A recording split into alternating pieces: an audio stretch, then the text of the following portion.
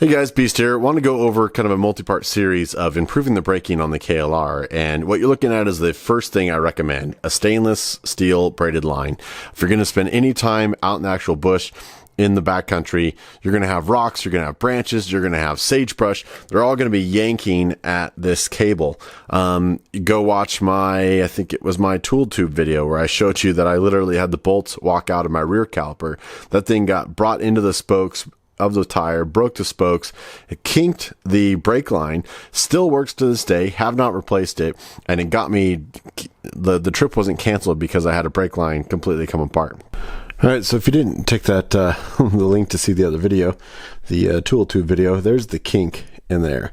So this thing got spun around, and I definitely would have been stuck on the side of the road if I had not chosen the stainless lines. So highly recommend. It'll take a lot of beating. There is kind of an outer coating. If you have some abrasion, that will get a little bit thinner over time. You can actually kind of see right here where I've got some wear spots, but they just hold up. They get a so much better firm feel.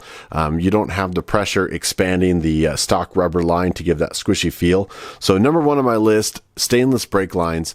Again, not only for brush, but if you end up in the off seasons or you're going through some really sticky kind of mud areas, there's horror stories of brake lines being ripped off, and then you're out of luck in the middle of nowhere. And so let's move on to number two. All right, now believe it or not, one of the best things you can do for braking is actually putting a fork brace on. The previous owner had this kind of homemade, janky, little pop riveted together thing. I'll try to find a picture here and put in for you, but I happened to take it off. I was like, no way that is actually doing anything for me. And went to run errands, probably to go into Home Depot or something, and came to the first stop, and I was like, what is wrong? Something's wrong. I got a flat tire. Something doesn't feel right. And sure enough, that brace was actually doing its job. So wanted to do an improvement. I would say this is the super brace right here. Pretty sure I got it from ProCycle. I would say at least between this and the one the Eagle Mike sells is pretty much it. I really enjoyed just how easy this one was to take on and off. It's 2 screws on each side in the back, and then it also incorporates a spot to attach your fork covers to keep your fork seals nice and clean.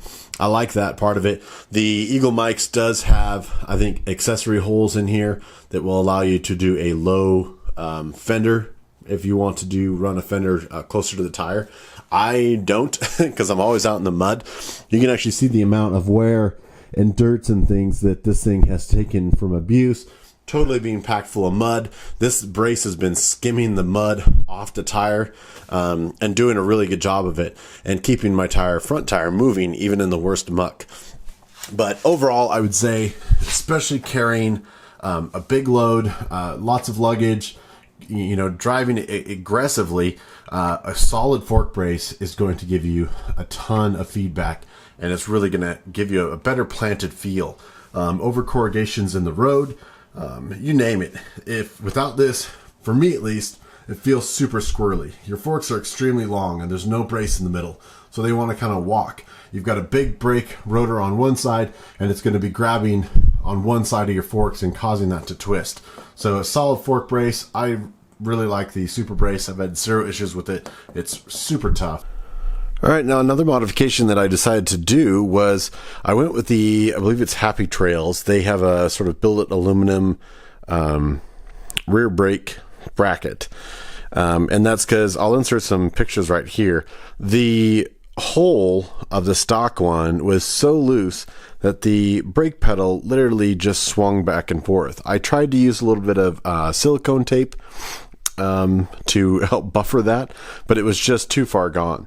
And so I couldn't really find that bracket at the time on eBay, so I went ahead and ordered that. But it has been extremely durable, very well made.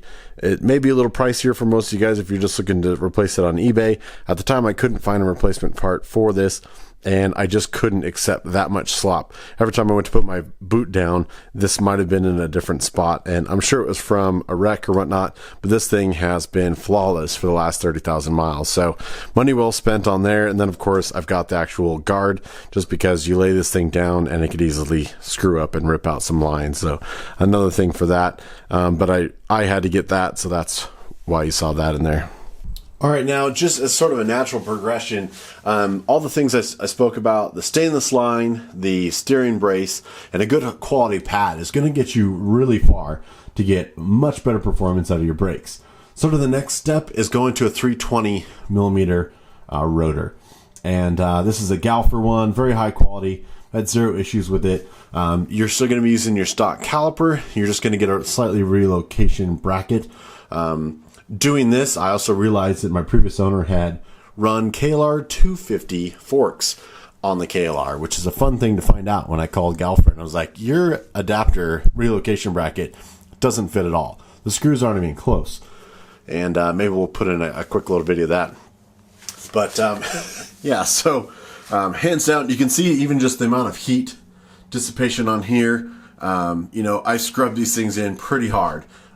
Again, when I'm carrying luggage, I'm going up and down mountain passes, I'm playing in the twisties, the windy roads, and I'm being pretty aggressive on it. And that's because I know I have the stopping power. Even in the dirt, one of the reasons I can ride as fast as I do, I'm not the best rider in the world, but it's because I have confidence in my braking. And I've always hound that into a lot of new riders. Is confidence in the dirt is going to come from knowing that you can stop if you need to. So practice your emergency braking, have a good brake setup. Is 100% better. Now let's leave this as part one. Part two, we're going to go into what I essentially covered and tried is the eBay kit.